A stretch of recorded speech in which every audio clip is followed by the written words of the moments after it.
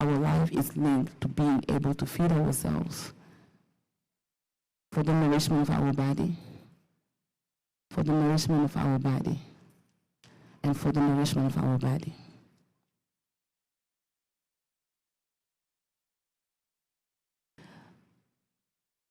This is some Zamzam water.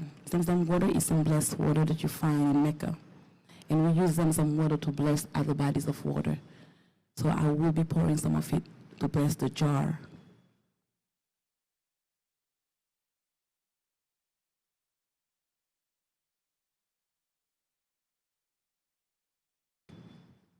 Water is a source of life. With water, we make sure that we purify ourselves. With water, we understand that life can be sustained. As long as the water that we use is pure, then we also make sure that we are pouring pureness into spaces, into ourselves, and into the world we live. Our ancestors have crossed bodies of water without accepting it, but those bodies of water today separates us with the continent. But those bodies of water also are a channel today that we can take back to the continent. The bodies of water that we carry with us are the one where we carry in our wombs, are the one that we nurture our children that are going to be born and the unborn one. As long as we ensure that there is pure water, blessed water around us, then we can continue to pour life into our beings, and our beings. Starting from the very first ancestors, European people call it Lucy. She was found in the shores of Africa. We know that life has sustained in this earth. So I would like for you to call on your ancestors as we pour this blessed water into this jar and summon their presence here to continue with us as we embark in an uncertain journey. And we're going to continue to fight to stay in this uncertain journey, knowing that with the envelopment and the protection of our ancestors, there is no other way that we are not going to come out victorious in this uncertain journey.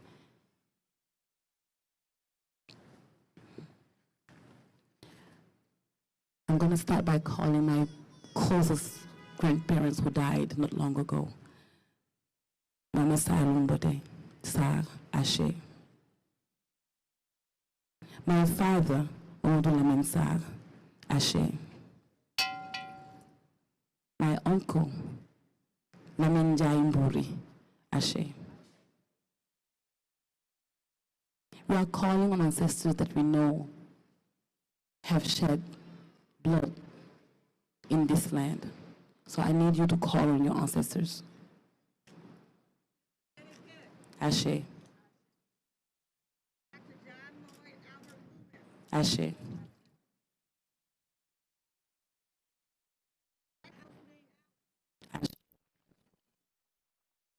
Ashe.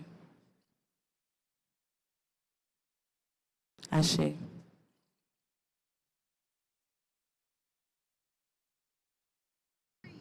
Ashe. Ashe.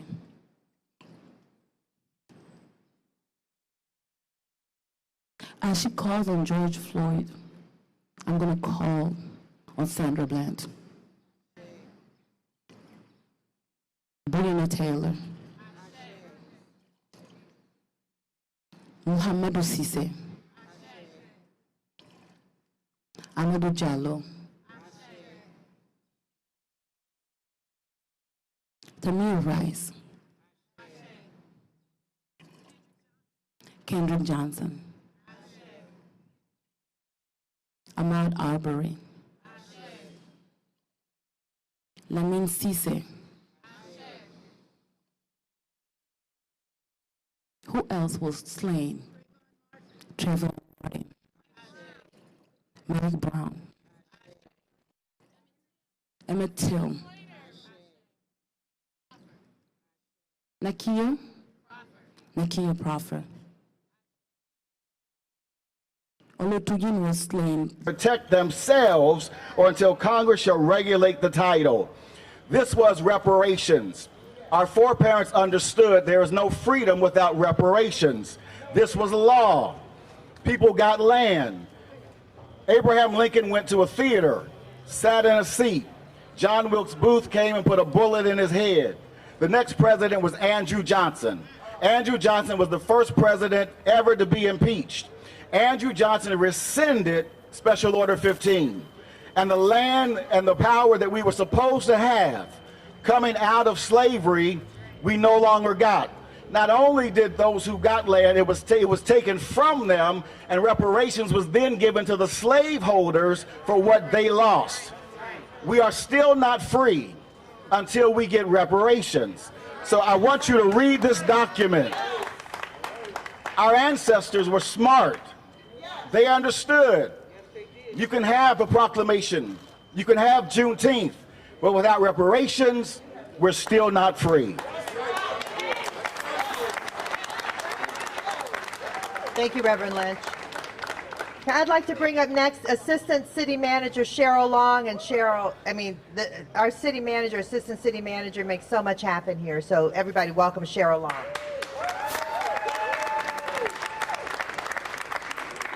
Good morning, everyone. Good morning, everyone. Good morning. All right, this is a beautiful morning. And as Councilmember Kearney said, I do believe that the sun is shining on us because this is something that is definitely needed and well deserved. Today we gather to commemorate an important day in our country's history, Juneteenth. But we are also here to mark and recognize a first for Cincinnati. Let's give a hand for that, a first for Cincinnati. Thank you. The relatively simple act of raising the flag above City Hall for the first time is such a major symbol for our city and our country. It's particularly fitting that it's occurring in the midst of current events taking place all around us. Historically, Juneteenth commemorates the monumental struggles of those enslaved and their descendants. But today, June 19, 2020, we stand here unified to celebrate African American history and culture, and hopefully a future and progress and growth for Cincinnati. The flying of the Juneteenth flag is a recognition of our history, the sometimes troubling history our country has endured. But it also serves as a sign of the progress we are making as a society. This flag is a reminder of what we have gone through, what we have to overcome, and where we can go if we do it together. Can we say this? Together. Together. I am not a big public speaker, you all, so forgive me. But as I think about it, I stand here not only as a city official, but I too am an African American mother, African American wife, and African American woman.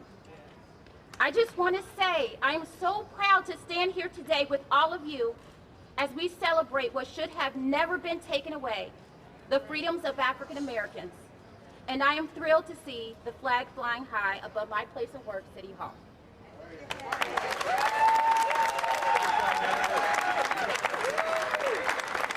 Thank you, Cheryl. I also want to mention that Renee Mahaffey Harris, president of Center of the Closing the Health Gap, is here. And also, next to Mayor Cranley is Dina Cranley. Well, she was, okay, she had to go, but she was here. She doesn't like to be called First Lady, but she is our First Lady, so we're really proud that she's here. I'm proud of all the work she's doing with health care. So next, I would like to, Councilmember Greg Landsman, who made all this happen, is here. And so he's going to come and introduce Lydia Morgan and do the proclamation. Yay, Greg. Thank you, Councilwoman. Before I introduce Lydia, you've heard from speakers about what this moment means for the city, but also how far we still have to go.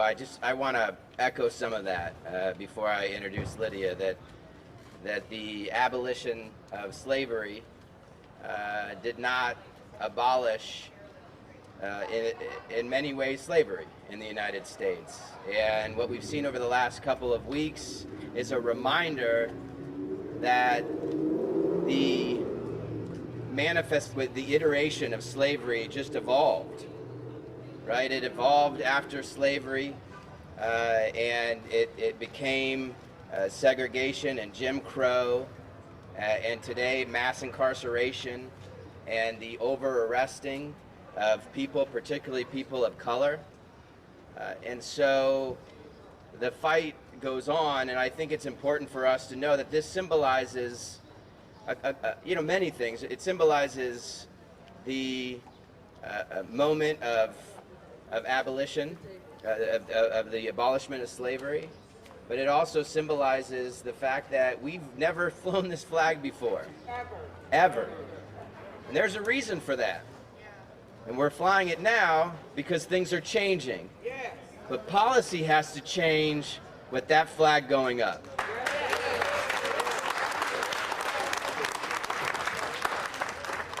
The second thing I want to say before I introduce Lydia is that there are a lot of people who helped put this together. There are city staff in our office, particularly Jenny Diaz, staff in Miss Kearney's office, particularly Anthony Johnson, who you all, many of you got emails from. A lot of people have put a lot of work into this in terms of raising this flag, so please give them a round of applause. And then let me say the following about Lydia, which to me is at the heart of what we have to keep in mind and keep front and center in the, okay. Can y'all hear us? Oh, in the back, all right. Well, this is the part that I think matters most. Lydia and her husband and others started Juneteenth here in the city of Cincinnati in 1988, more than 30 years ago. Yeah, that's a round of applause. She had no money. There was no money for marketing. There was no money for outreach. And on the first year, 2,000 people showed up. 2,000 people showed up. Now, 30 years later, she's here raising this flag. Okay, 30 years later. What I love most about people beyond compassion and integrity and hard work is perseverance. The stick-to-itness, King said. The people who just don't give up. Lydia Morgan is somebody who just doesn't give up. That's why we're here today, is because she doesn't give up. So, in honor of her, the work that's been done leading up to this moment, and hopefully, the big sea change that we're witnessing, and the big policy change that will follow, let it be proclaimed. Whereas the American enslavement of Africans subjected millions to the force of slavery for more than 400 years, I would add, and continues to this day. Whereas in efforts to create a more perfect union, Abraham Lincoln signed the Emancipation Proclamation January 1, 1863, providing that all persons held as slaves within the state or designated part of the state shall be henceforward and free forever. Let me just pause for a minute. There is another part of that amendment, isn't there? There's a loophole in that amendment. It only applies to those who haven't been arrested or criminalized.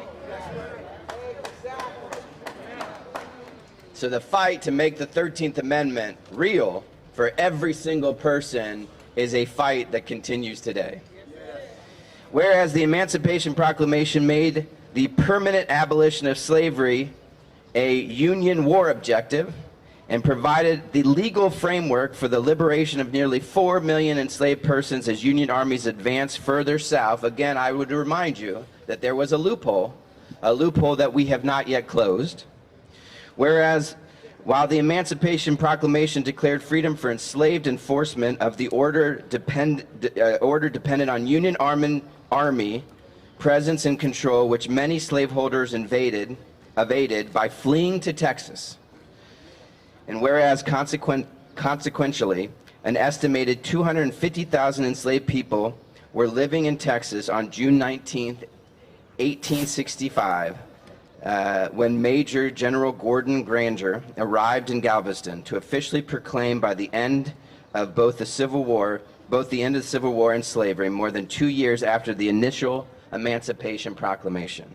And here we are, decades, a century and a half later, and we still have so much work to do. Whereas now known as Juneteenth, June 19th, is annually recognized to commemorate freedom and represents the continuing fight for equality and equity for Black Americans. And whereas citizens of this city have gathered today to celebrate Juneteenth since 1988, in large part because of Lydia Morgan and her husband and so many others. So now it be proclaimed on behalf of the Mayor John Cranley and those of us on council and this city administration that this is Juneteenth Day in the city of Cincinnati. We're going to raise that flag, and it's because, in part, Lydia Morgan.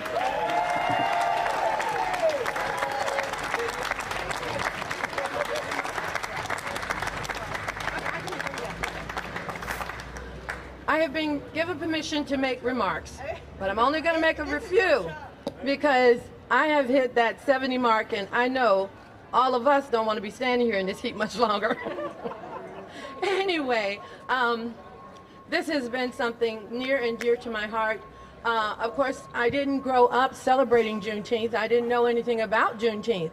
I wondered why we celebrated our freedom from Great Britain, but we didn't celebrate our freedom from the United States. And my mother, when I would ask her that, she would just look at me and shake her head like, you know, it is what it is. But at any rate, back in 1986, I was lucky enough to go with my husband on a trip to Phoenix, Arizona, and I found out people were celebrating our freedom. And I went to my first Juneteenth there, and it was marvelous. It was tiny. There were probably about as many people as there are here at that Juneteenth festival. But it was like a family reunion. It was like everybody was loving on everybody, just like we're doing right now. And when I came back and talked to my friends, we decided it was something that we had to have here in Cincinnati. And I'll tell you, my husband and I have been working on this festival for 33 years, and many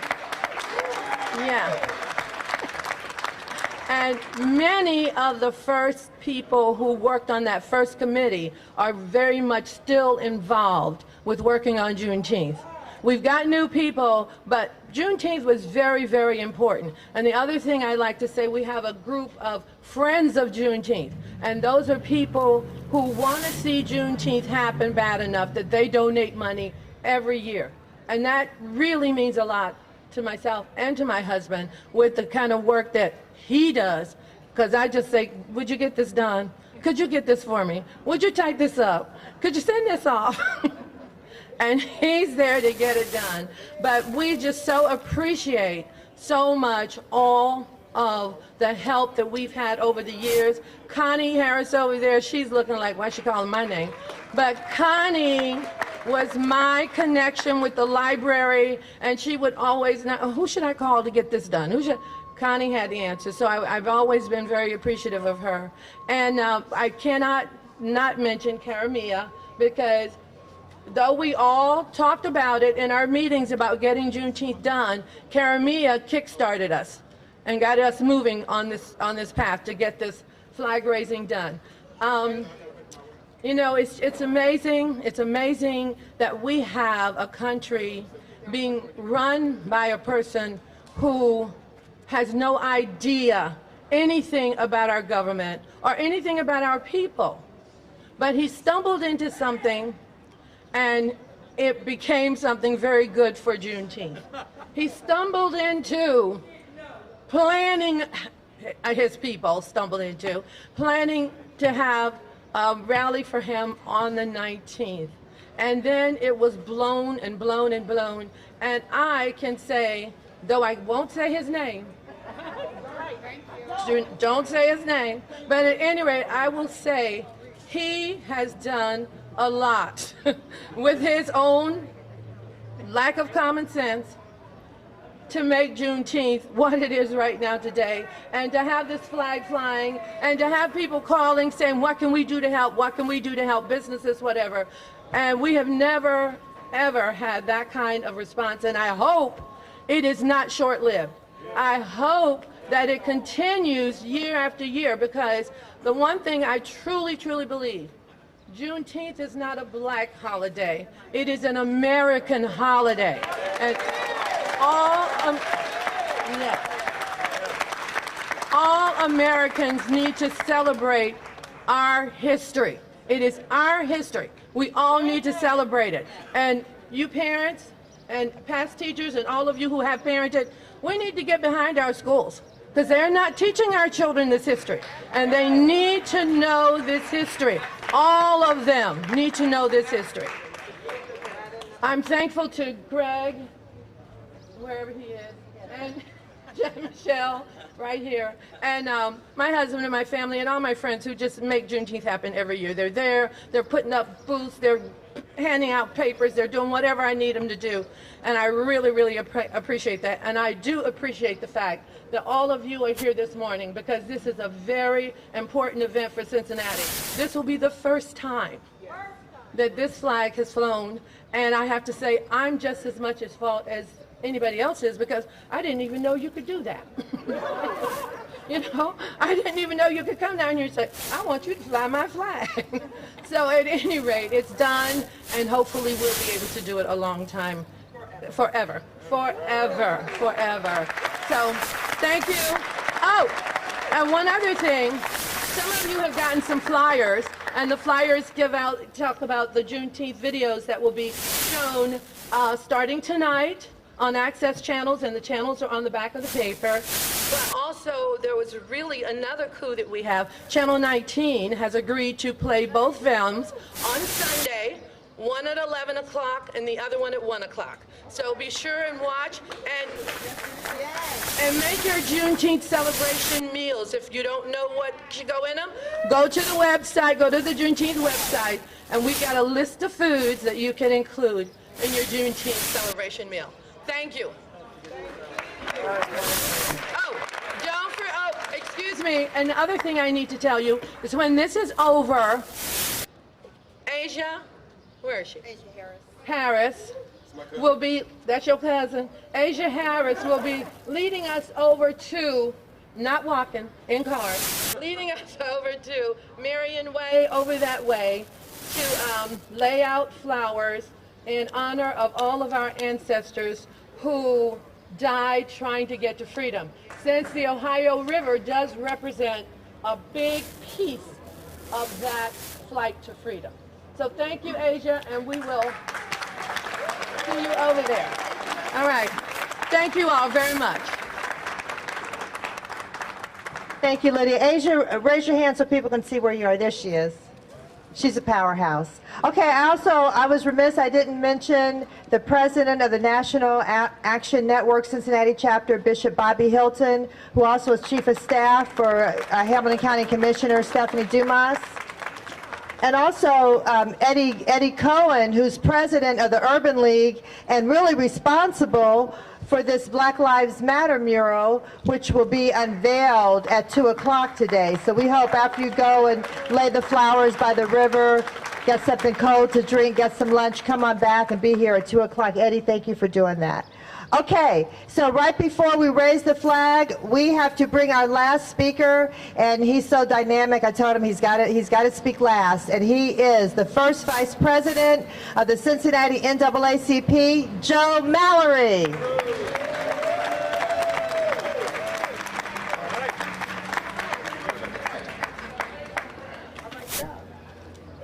It's hot out here. I'm gonna try to keep it brief. Okay. So I want to thank Council Member Jan Michelle Kearney and Council Member Greg Landsman for making this a possibility, a reality. And I want to thank Ms. Lydia Morgan for carrying this torch all these years, keeping the memories alive and the celebration of Juneteenth. I talked to her the other day and she told me that she wanted to pass the baton to some young folks.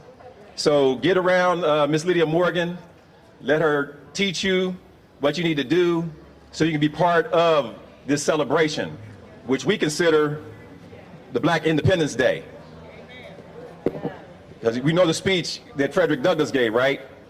What to the slave is the 4th of July. And Juneteenth is our Independence Day. So, I just want to say a couple words. And because it's Juneteenth, this isn't Black history, this is American history. Because America's original sin of slavery is woven into the fabric of this country and is buried in its soil. And even after the Emancipation and Proclamation, it took 2.5 years, 2.5 years for the enslaved in Galveston, Texas to be liberated. I believe it should be a national holiday.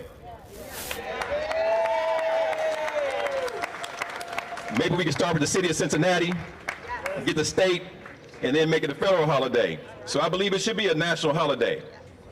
And by doing that, we'll be all acknowledging the history and taking a step towards reconciliation. Because after 400 years of oppression and depression, we stand in the shadow of and on the shoulders of our ancestors. And we are continuing to fight for justice, equality, and accountability even now. As we passionately articulate things like health disparities and underlying conditions. The underlying condition that we face as African Americans is being Black in America. That's an underlying condition that we have no control of. But that's being Black in America. Juneteenth, as our National Independence Day, should never be forgotten because it's a painful reminder of just how much further we have to go. And if you look at Bethel, Ohio, that just recently happened, somebody may not know about it, but in Bethel, Ohio, there was a peaceful protest for justice, accountability, and for Black Lives Matter.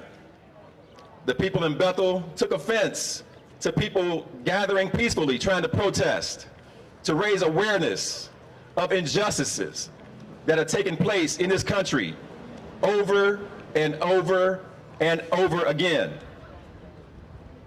And we had police who were present that observed some of the assaults that took place and did nothing. They did nothing.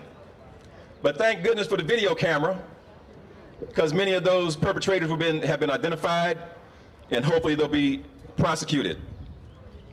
So I say, with the events in this country, that we all must reflect and take inventory of our conscience and realize that America has exceeded its tipping point. And we're at a boiling point for change. So may we all truly work together to take meaningful actions that result in authentic, transformative change. No more window dressing rhetoric. We need results.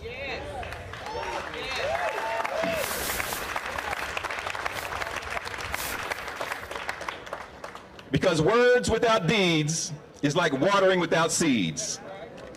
The current structures that perpetuate the status quo just isn't good enough anymore. So we need to stay at the table and insist and demand on change and get to work.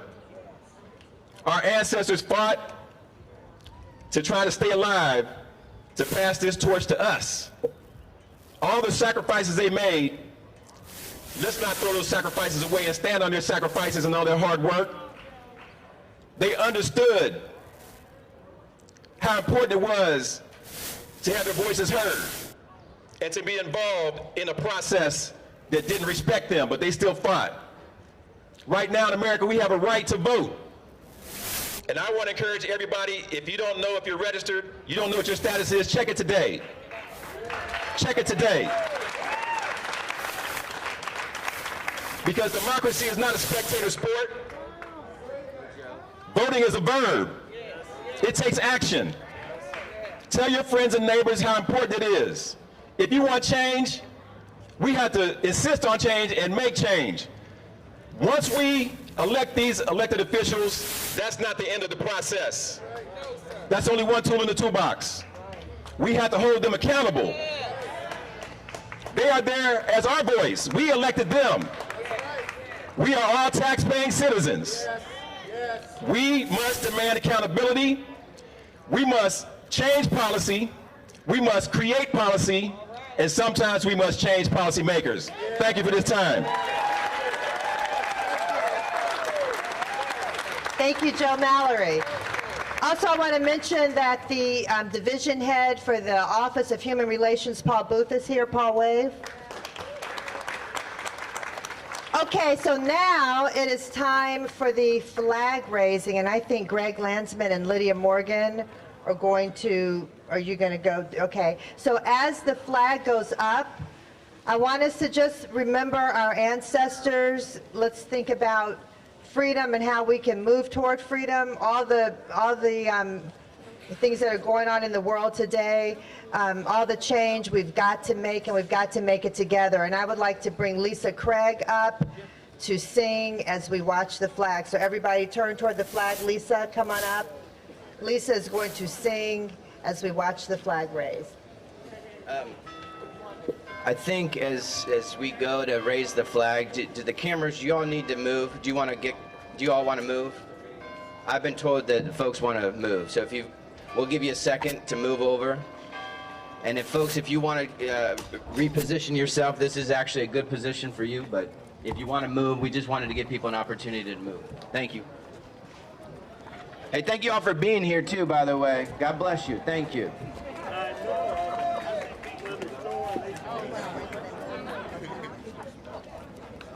All right, in just a minute, hi. In just a minute, we're going to hear Lisa Craig. We'll let everybody kind of settle in.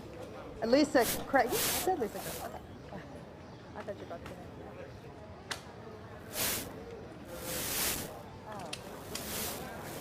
And I should mention that Lisa is the executive.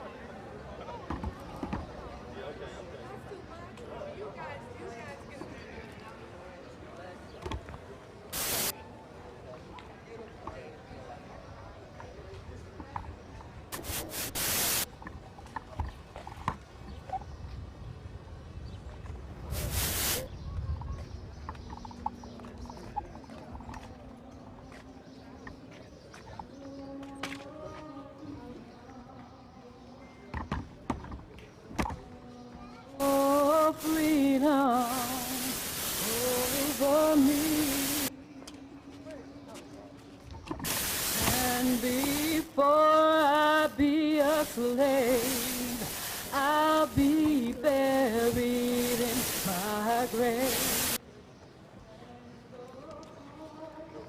To my Lord and be free. Oh, freedom. Oh, freedom.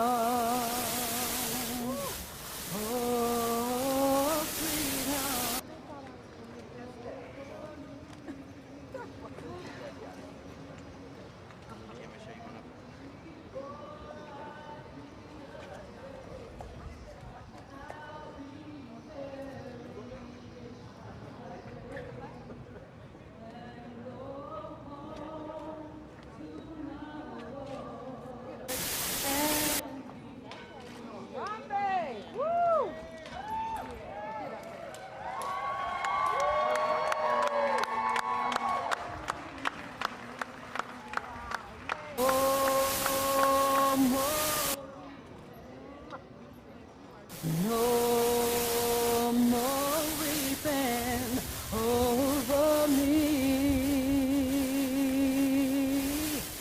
and before I'll be a slave, I'll be buried in my grave.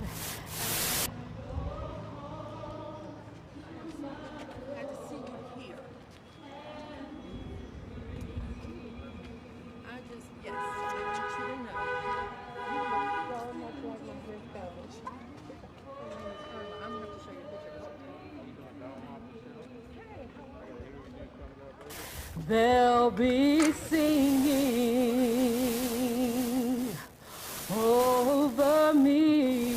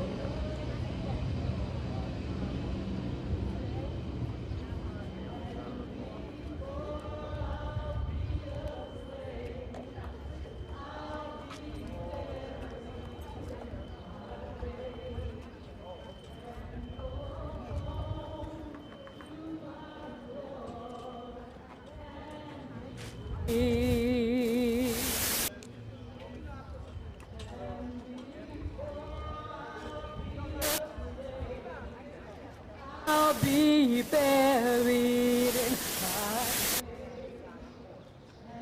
home tomorrow.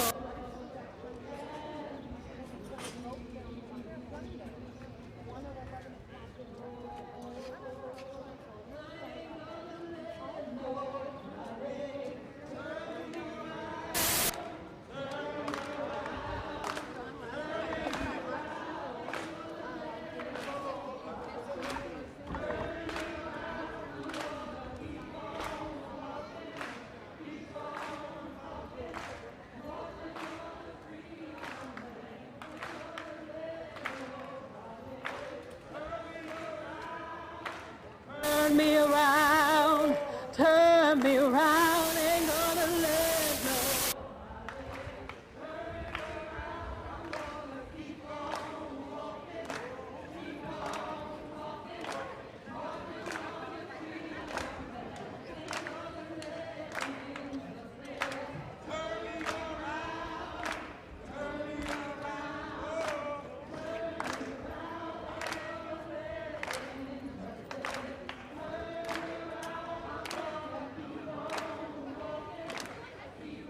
On talking, marching on the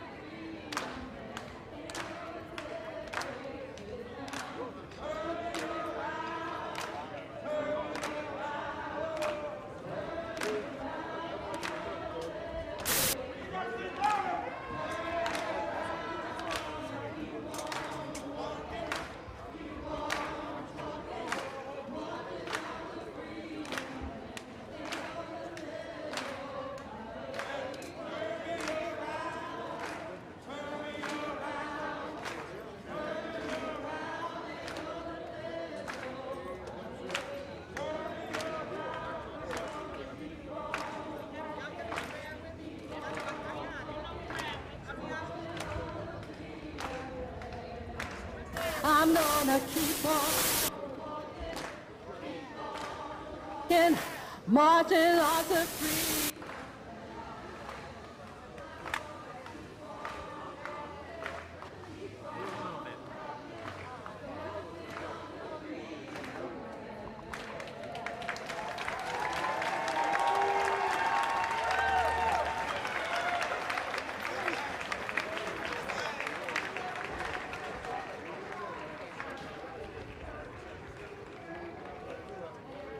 Some prisoners.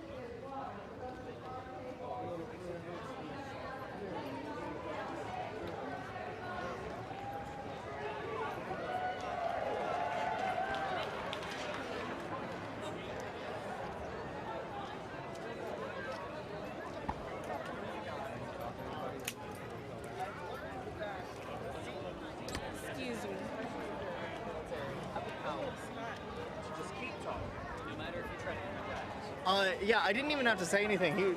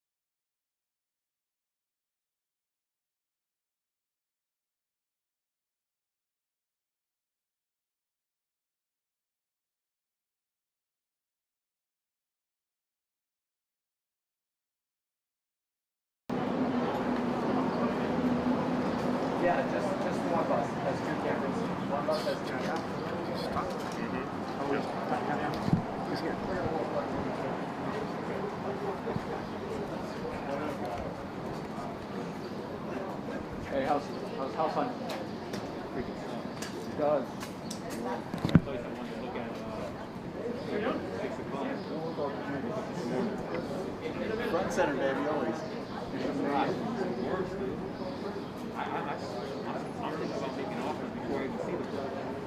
Well, also you got to do nothing but virtual. Aren't you doing a bunch of virtual tours now? Oh, you can? But I'm thinking since the right 3 months, everybody's now like going out and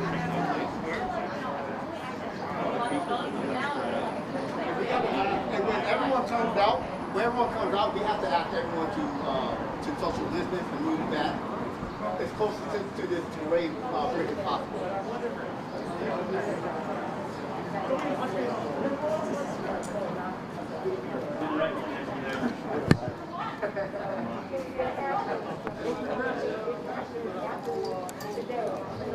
When we finish moving in and settling in, we'll call that tomorrow.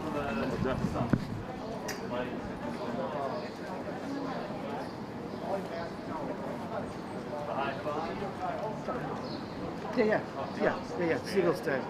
It might fall over, but who cares? Give it a shot. Just wedge it in there. You knocked both of ours down, bro. You can do it, Jenga.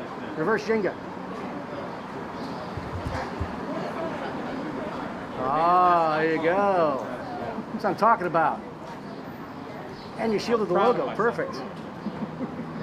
It's WA.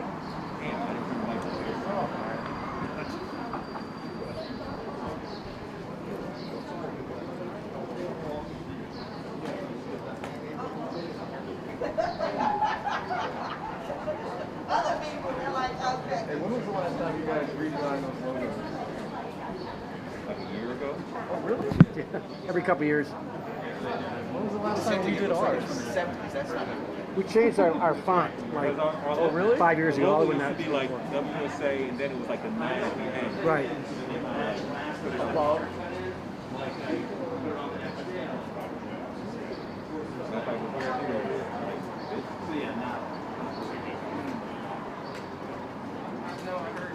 Yeah, they used to have the I in front of an I, and now it's like behind it.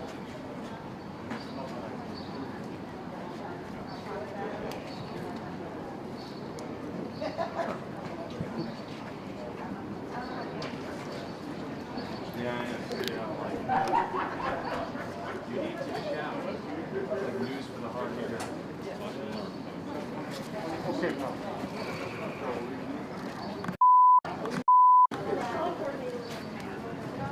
Easy, Guys, we're going to do our best here. We know it's not an ideal situation. We appreciate everybody following the safety protocols. So if you please just ask questions in an orderly fashion. They're going to speak up as much as they can, so bear with us as we try to get through here. Okay, thanks a lot. I guess first I want to just welcome everyone on behalf of Monumental. And I can't stress enough that the events of today were organized by these men and women.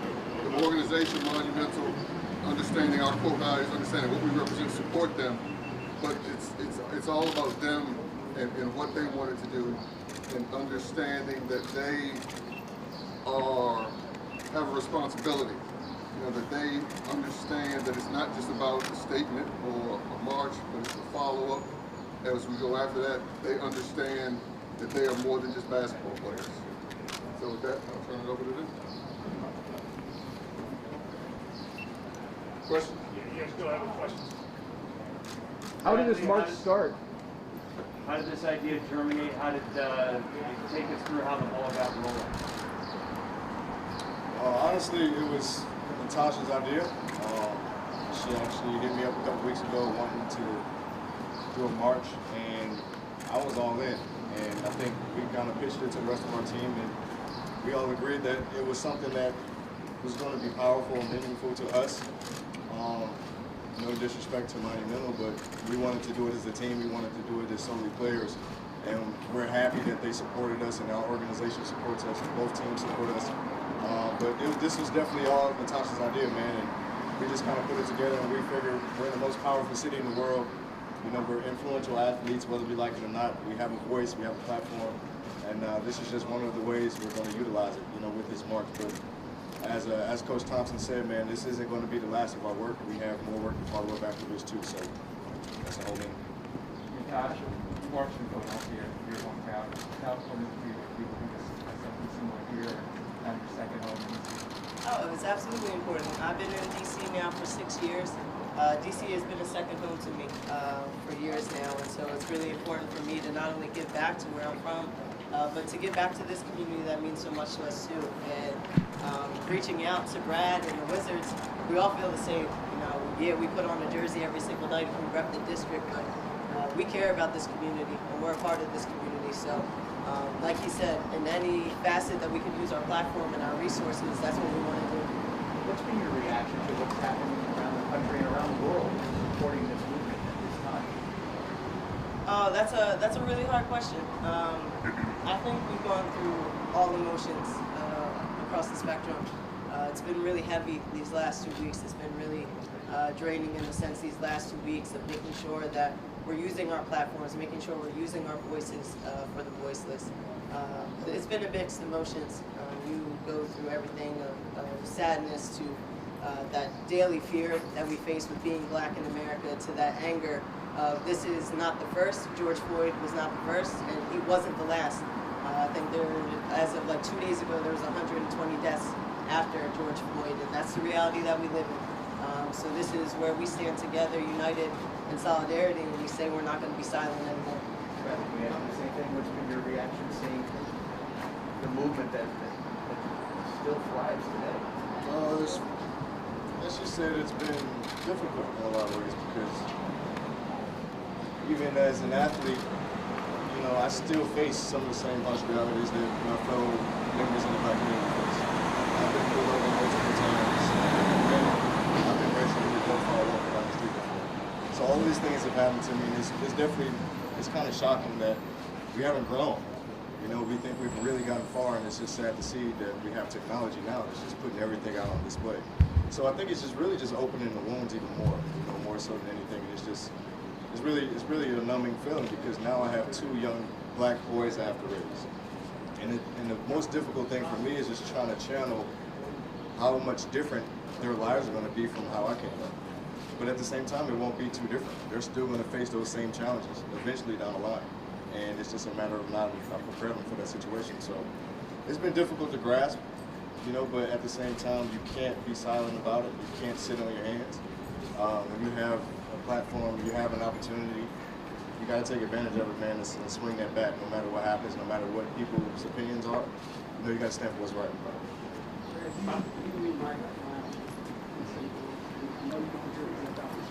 I just wonder over the last 5 or 6 years how your own personal journey has evolved with regard to these issues. You're being willing to not just speak out, but lead on this. Always I've been blessed with a bigger talent than basketball. And I feel like I'm a humble human being, I'm a people person. I love everybody. And it really hurt me to know that when Mike Brown passed in my hometown, I didn't really do anything about it. I was kind of a guy who kind of swept it under the rug and let time roll over. Let's try to figure it out. But I didn't do anything about it. And that's 5 years ago.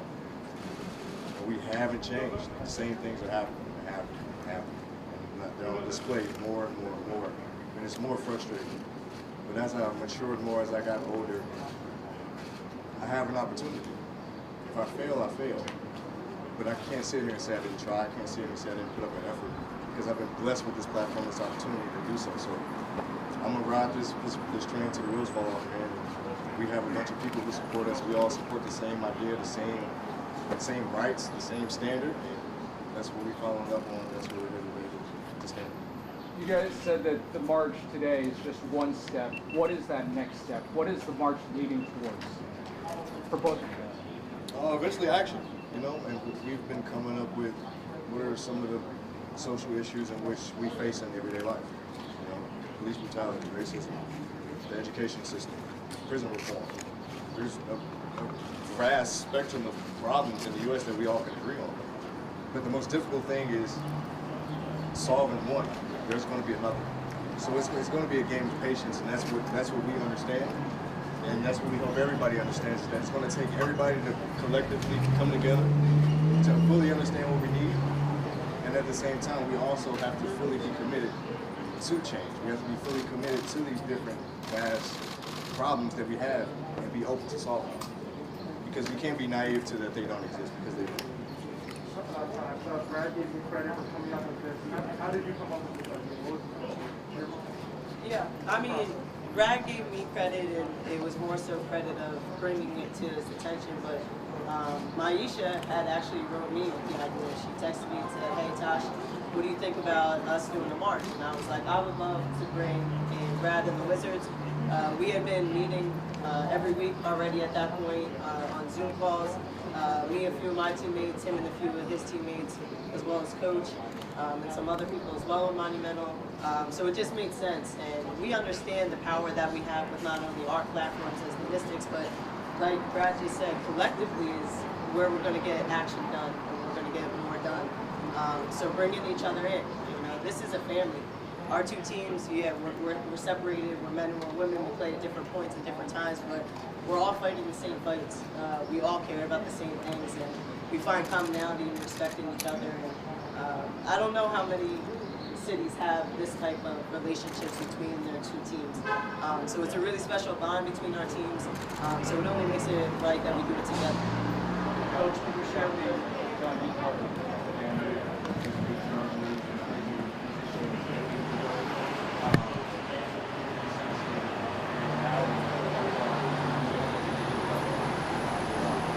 I think Bradley worded it best in that not much has changed.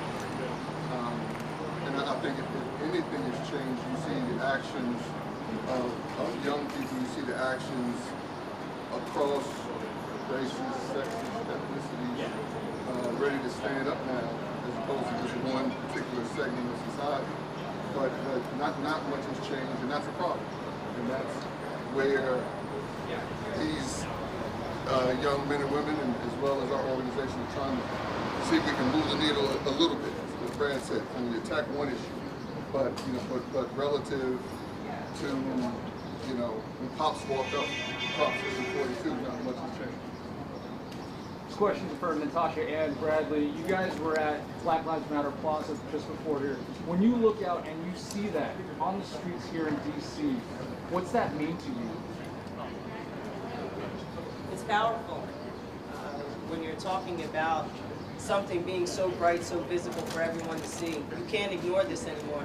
And I think that's been our message too, to everyone in America, is that you can't ignore this anymore. Your silence is a knee on our neck. Your neutrality is taking the side of the oppressor. So with Black Lives Matter, I mean, you have to see it. You have to wake up to it every single day. You have to go past it every single day. It's a subtle reminder that we're here, we still matter, our lives have always mattered, and until Black lives matter, not all lives matter. I think it's beautiful because it really portrays the togetherness in which we've grown a little bit. Because not only is Atlanta affected, South Carolina, Louisville, where these events happen, Minnesota, where these events took place, but it's the entire world. It's people in Australia, Europe, who are marching, protesting, doing the exact same things we're doing, and it didn't happen to them. So to see that on a global scale, to see that this is our nation's capital, and to see that right behind the White House, I mean, you can't ignore it, as Natasha said, you can't ignore it. And I think that's where the beauty of it comes in with this generation, is that there is no more ignoring the ignorant, there's no more being ignorant to what's going on. Like, we can't condone that, we can't accept it, and you know, we have to pay attention to what's going on, the harsh realities that we live in, and face them front on. And like as Natasha said, Black Lives Matter, and you know, all lives can until they do. Hey, Brad, you said you're going to profile. Is there one incident to share that felt maybe law enforcement someone talking about? I mean, yeah, I don't want to be like an asshole, but I mean, pick a situation. Like, I've been pulled over with four hoopers in the car before, and we've all been taken out search because we were black. Right in a white neighborhood. I went to an all-white school in high school. Okay, it happened here 2 years ago. I got pulled over on 495. The officer asked me to step out of the vehicle. I'm literally on the side of the highway. My wife, me, and one of my friends sitting the median, I don't know what it is, the median of the highway on the side, and he comes up to me and says, what if I fuck up your Monday and put you on a headline and arrest you right now? Didn't do anything. But because I was an athlete, a black athlete driving a nice vehicle, that's what he came over. And how am I supposed to respond to that? I'll just be waking up on Monday morning with the ESPN headline, Bradley Beal arrested because interaction with police. But it's not, I mean, it happens. It doesn't happen to me, it doesn't just happen to our, I mean, it's everywhere. It's everywhere. And we just have to stop being ignorant to the fact that it exists. One more question, please. Josh, with what Maya did a few years ago, I was an aide beside yesterday, do you think about that even kind of theoretically as a possibility, or do you say, I can do more work from inside and still back to black? No, I think that, I mean, what Maya did at the time that she did it, she should be in the conversation of Colin Kaepernick and of all the other greats that have stepped away from the game for a greater calling. You know, Cap was kind of forced out, so he didn't really have a choice. But, you know, when you're in this time in the last 2 weeks, I haven't thought about basketball one time. I have to because I'm a player rep and I have to be on reunion calls for the WNBA. But that's the last, this is bigger than basketball. We're not only athletes. When we take that uniform off, we are black, men and women. We don't get to take our skin color off and walk around the streets and have that privilege. We don't. We don't have a choice. So when you're talking about the game of basketball, today, right now, I could care less. Our calling right now is to use our God-given platforms, to use our voices, and to collectively come together for something greater than all of ourselves combined. Natasha, one quick question for CNN. Can you just tell me what you think people should think and feel when they see that more athletes are joining this call for real substantive change? What they should think and feel? Yeah. I mean, I wrote a Players Tribune as a call to athletes, but it was a call to everyone. But especially our athletes and our celebrities and politicians. We have a voice that can be used for the voiceless. We have this platform to sit in front of all these cameras and this media and be a voice and to use our voices in the right and correct way. So I challenge all of us, if you're still staying silent, you're part of the problem. If you're choosing to be neutral, you're choosing the side of the oppressor. Because for our leagues, especially the NBA and the WNBA, I know for us, 80% of our league is black. So at what point for our white counterparts, you know, and our white teammates, do you step up to the plate for us? You can go to war for us on the field or on the basketball court, but what are you doing behind the scenes when we go home and we're getting pulled over on our way home? But it's a call to every athlete too. If you're a black athlete, if you're silent, you're just the biggest part of the problem to me. Thank you, everyone.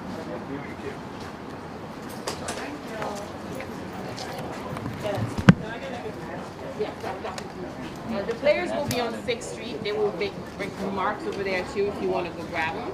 6th and G, that's where everything will start. Thank you.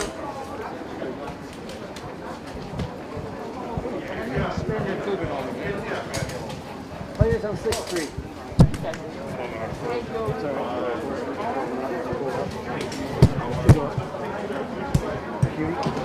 So 6th Street's down there. I'm going to put that back in the car and use some 6th Street. Sorry to make you go for it.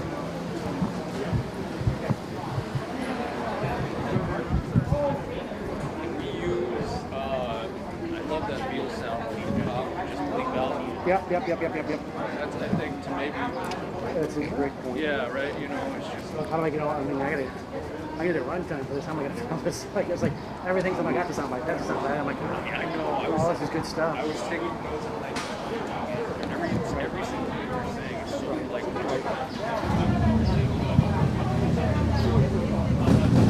Okay, it's this one right here.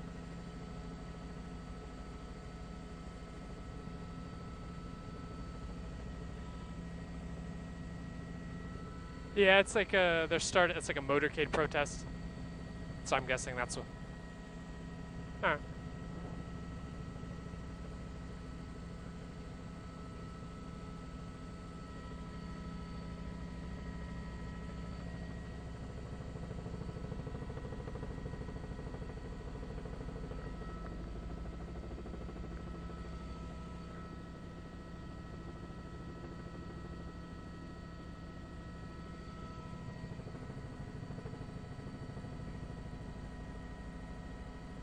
I think it's supposed to start at noon. They just want to check it out first.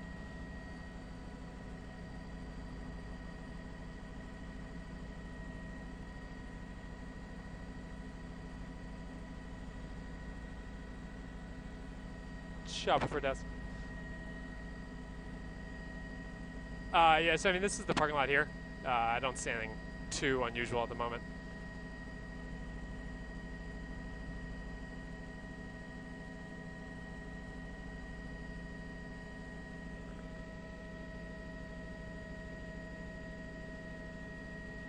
One more time, sorry.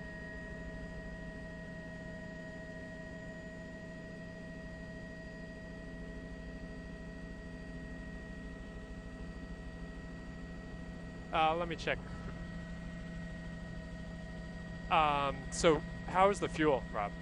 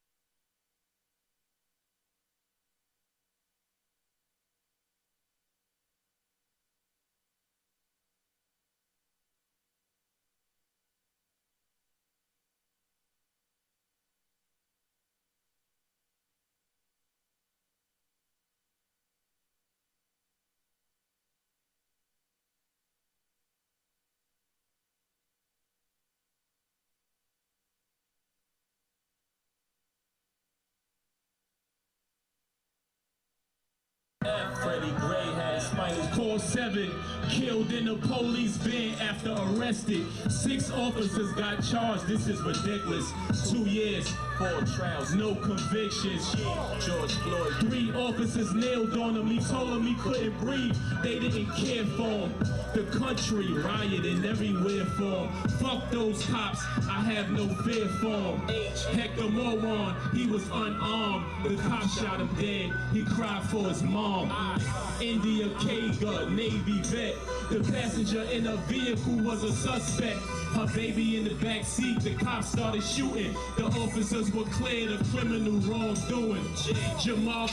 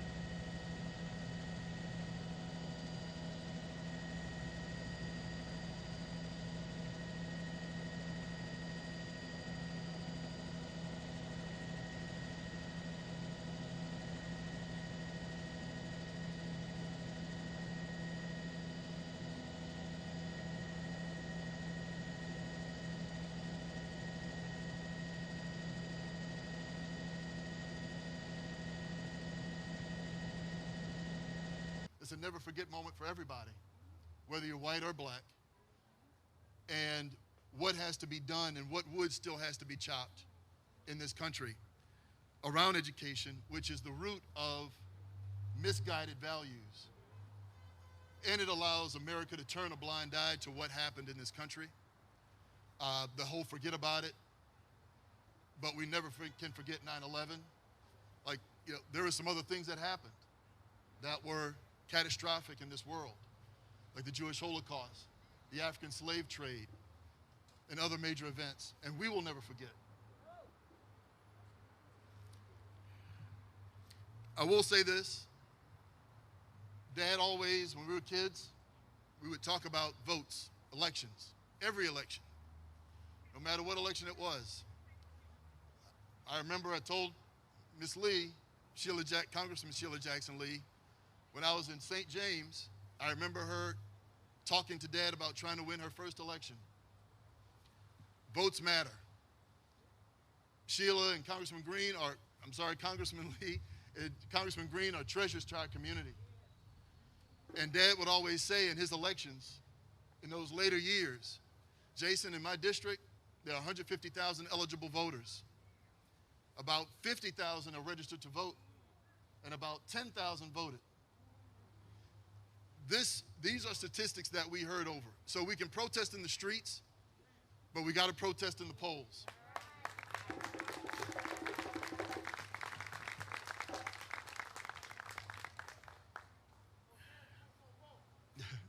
It's too early. No. I whispered to my sister and said, hey, are you getting up to speak? She said, no. And when I spoke to Doug, he said, are you going to speak? I said, I don't know. And my brother was not sure also, because it's only been...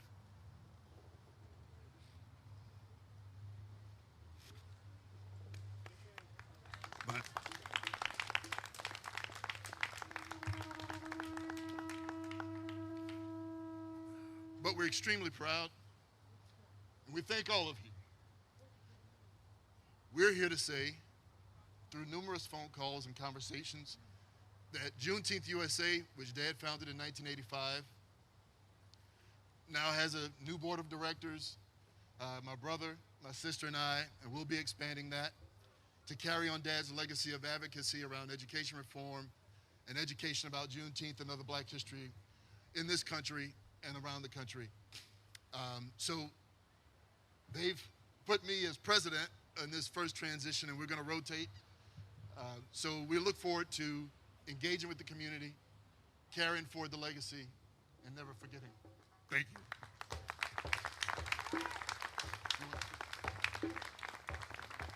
We'll bring in my brother Al Edwards a second for brief comment.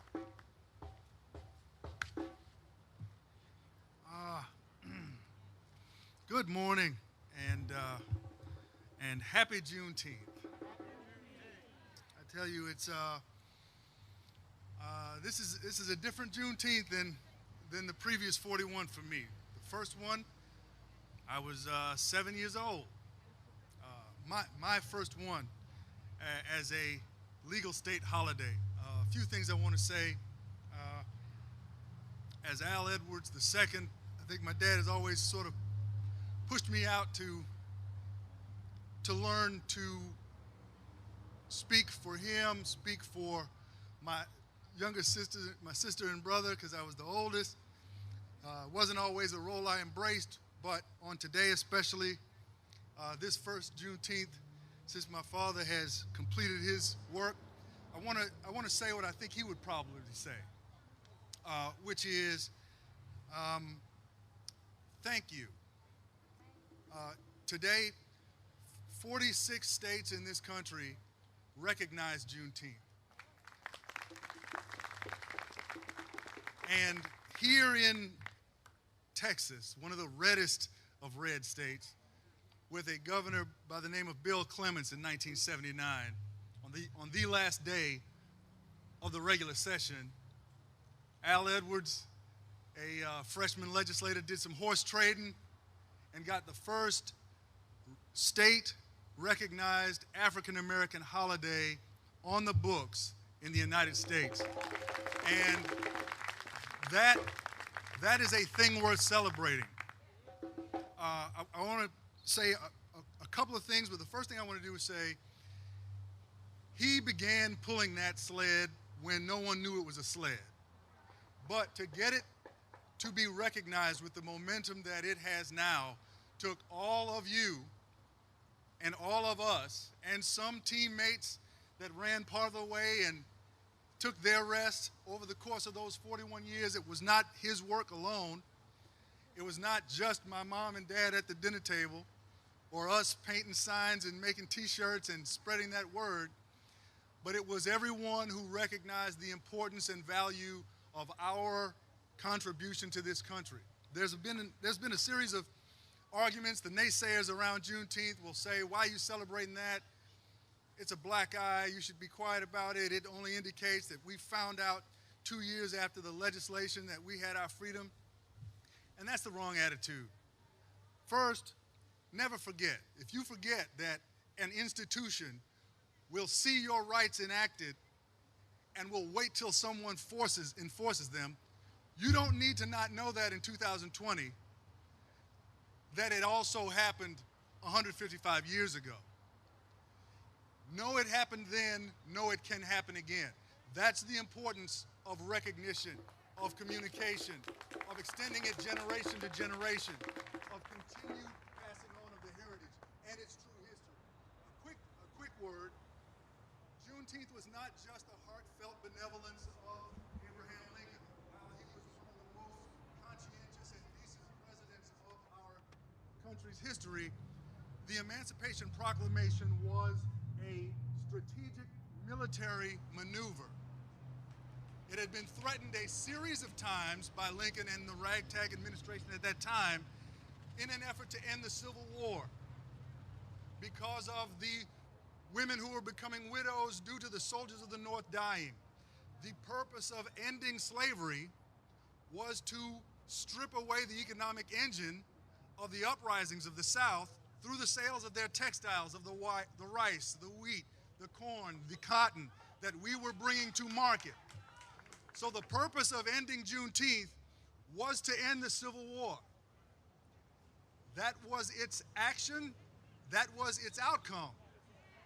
Our freedom was our right, whether it was given to us by kindness, by strategy, or by the true giver of it, which was God, who saw the need and the right for us to stand here today free and to speak our word as it is free, to be truthful freely, and to be disagreed with and to disagree, and to remain that way because we are, as we were then, true citizens of the United States. Those who built it, those whose blood fills this ground, those who stood here and got their freedom on that day, and all their descendants. And this is not just a black holiday. It is our day.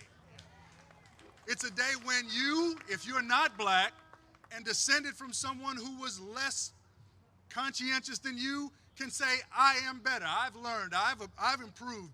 I was taught wrong, now I know right. I'm born into a world where I see a person and that person is just like me, no matter what their skin color is. Their rights are my rights.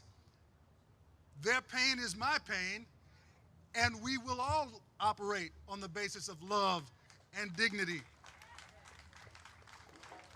So Juneteenth is everyone's opportunity to celebrate what the country was and to acknowledge that we are those enlisted to make sure it's never that again, to emblazon it in history, just as we do the dark past of the Confederacy, and to move forward with the country on the basis of our true values and our true character. So, on today, my father would say thank you. If 46 states already recognize this as a holiday, if states send employees home, banks close for half a day, we know that this locomotive is going toward the paid federal holiday of Juneteenth in this country.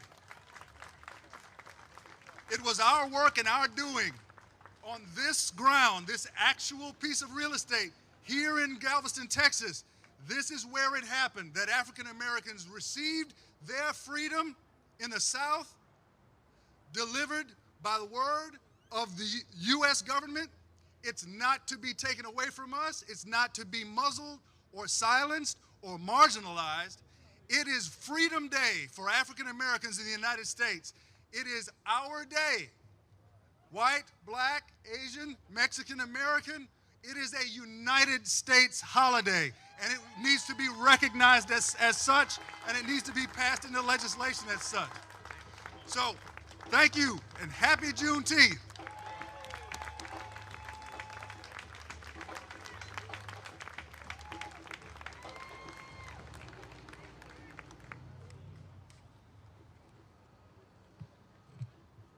For the past 22 years, we used to serve a complimentary breakfast in the ballroom of Ashton Villa. However, this year, because of the coronavirus epidemic, we canceled the breakfast and will be delivering through the local churches here on the island over 900 free boxes of food to senior citizens on Galveston Island. The labels on the boxes will says compliments of our Galveston Juneteenth sponsors. We would like to thank all of the news coverage of our Galveston Juneteenth celebration this year, especially our Galveston County Daily News, which is the oldest newspaper in the state of Texas. 2 days ago, they printed a picture and an article that showed us celebrating Juneteenth in 1980. Celebration here on the front steps of Ashton Villa, and in that picture included the first black police captain, Leon Lewis, myself. I was assistant city manager back then, Galveston Mayor Gus Manuel, Al Edwards himself, the Miss Juneteenth, Galveston State Representative Doug McLeod, who co-sponsored the bill, and Reverend James B. Thomas. We would like to thank all of the news coverage of our Galveston Juneteenth, especially the Galveston Daily News. And now we would like, the last thing on the program, we will have the benediction and then the reading of the General Order Number 3 by Major General Gordon Granger. Thank you very much.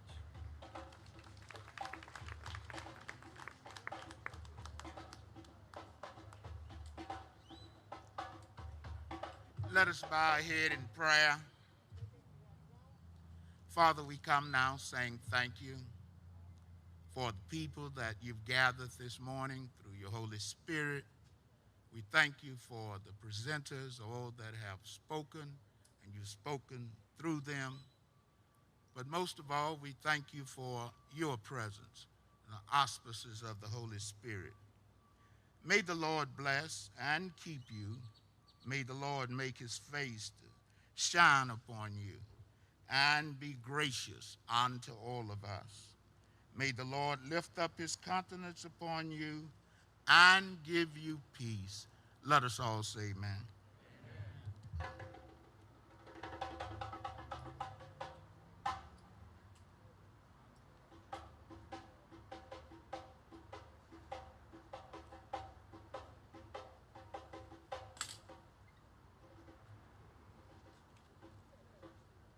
On June 18th, Major General Granger arrived in Galveston, Texas with thousands of United States troops.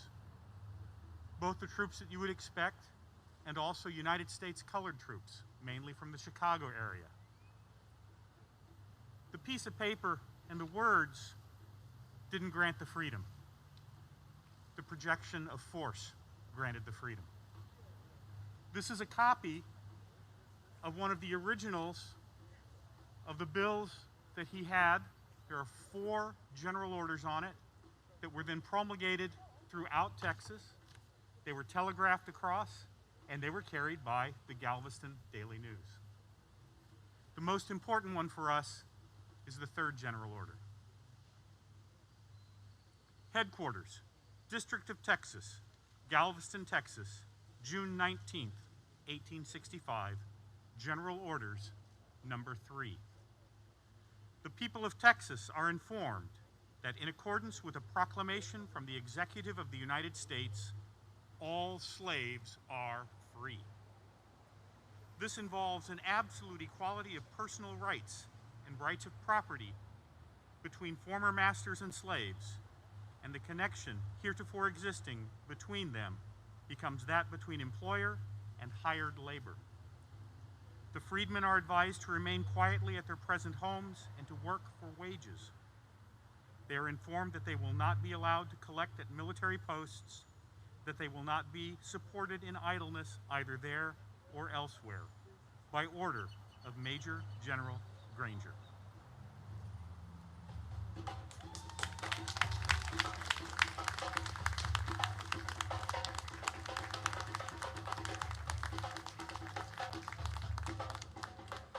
Happy Juneteenth. That concludes the program. Thank you.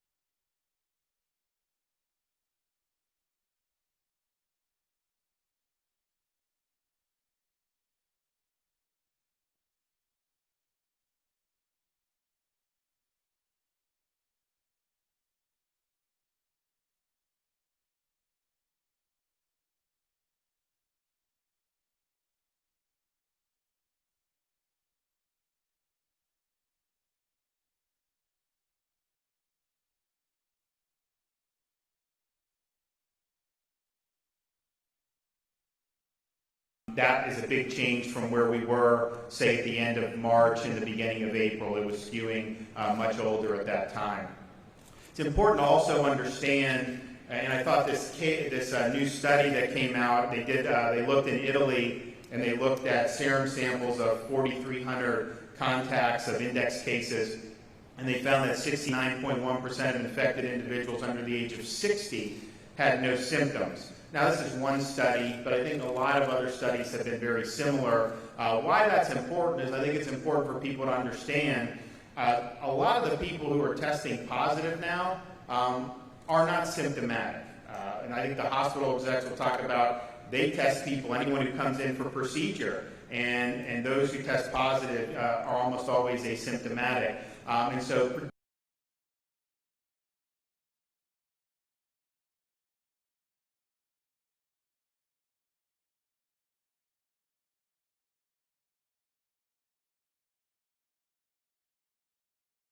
in when if you were somebody that was 25 and you were not symptomatic and you wanted to go to like a drive-through test site in March, you would not have qualified to get tested. Part of that was the CDC guidelines. Part of that was the resources were less than they are now. So that was really focused on those folks who were most likely to suffer clinical consequences. So when we first did the big site in Broward County with the National Guard and Memorial Healthcare, we had first responders and healthcare workers, but then symptomatic individuals age 65 or above.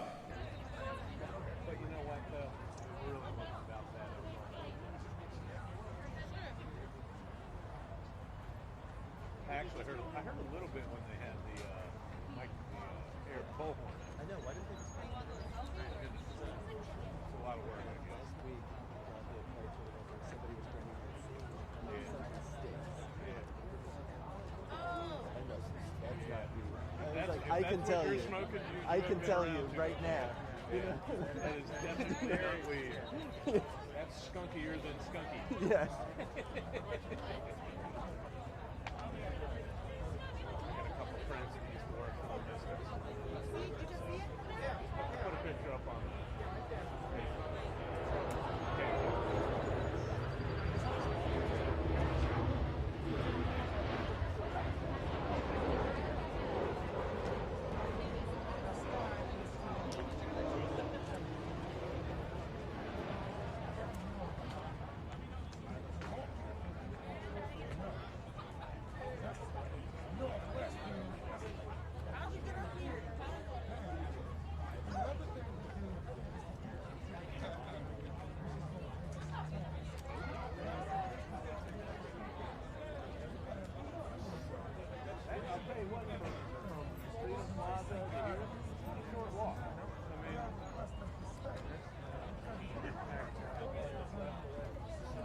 Ellison, the night after I had her, she did warning. Tony Butler. Yeah, oh God. Started out in Lafayette. They're coming here. Thank you. Come on, let's go, kids. And we went, Nope. we're getting a new one. Yeah. We don't march. Not supposed to march with them. I hope the courier isn't here right now. Good time.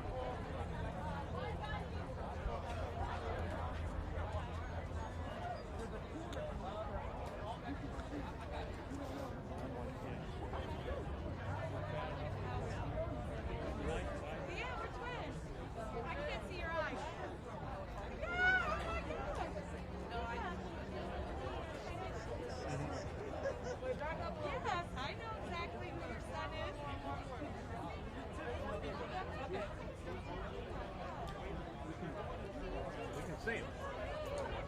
See him together.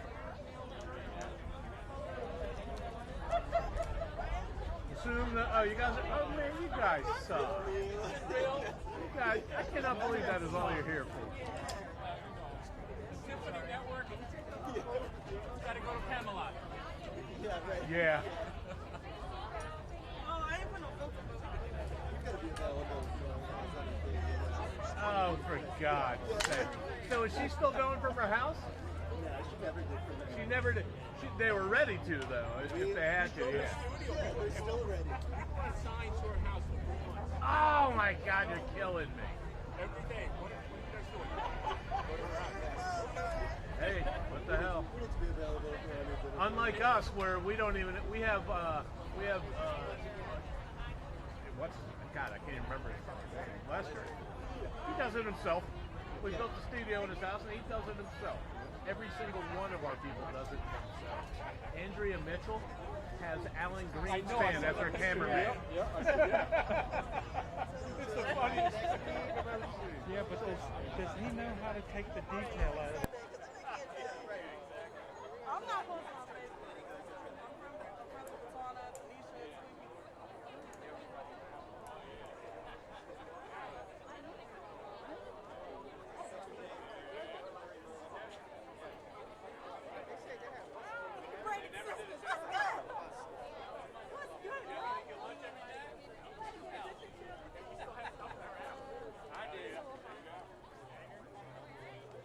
guys.